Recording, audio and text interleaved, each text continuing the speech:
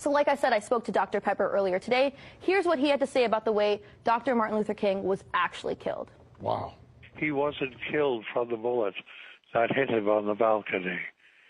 He was taken to the St. Joseph's Hospital, and he was killed in the emergency room of St. Joseph's Hospital by the chief of neurosurgery, Dr. Breen Bland, who came in when they were all working on him in the emergency room, and he said, "Get out of here, let that die." And as they moved out of the room, the last one out was a surgical nurse, Lula Mae Shelby. And when she heard them gathering up spit in their lungs to spit on Martin's body lying on a bed there, then she saw Dr. Bland take the catheters out of Martin's body and take the pillow from under his head and put it over his face and suffocate him.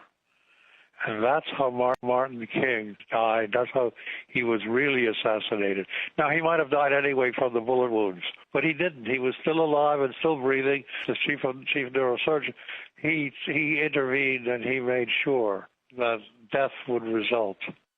Wow. Right? My jaw was on the floor. Now, Dr. Pepper knows this because the son of the nurse, Lula Mae Shelby, who died, but before she died told her family, the son of this nurse told Dr. Pepper under oath. And when Dr. Pepper confronted a member of the Dixie Mafia, he said, yes, this happened, and actually that the chief of surgery was their family doctor, and that 3 weeks before the assassination, he visited them and said, hey, if the bullet doesn't kill him, make sure he goes to St. Joseph's, because we will make sure that he dies. Now, let's talk about this case, okay? This was a civil suit in 1999 where Pepper represented the King family, and that really made the family feel like they had closure, and like I said, it was the only trial ever held.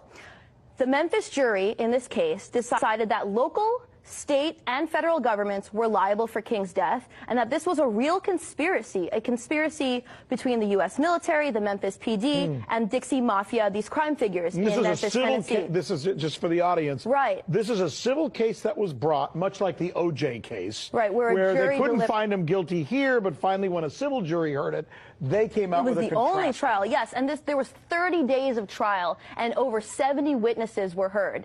And Dr. Pepper told me earlier today that it took the jury less than an hour to decide after these 30 days that this was a true conspiracy. Correct. Where others may have been involved. Correct. Other than the person who was accused. And that James Earl Ray was the fall man, and that he was unwittingly, unknowingly part of this conspiracy. And the real shooter, I gotta say this, even though we can't get to the whole story, was Frank Strouser. He was a Memphis police officer, the best shot in the Memphis PD, and he was the one who actually fired the fatal shot.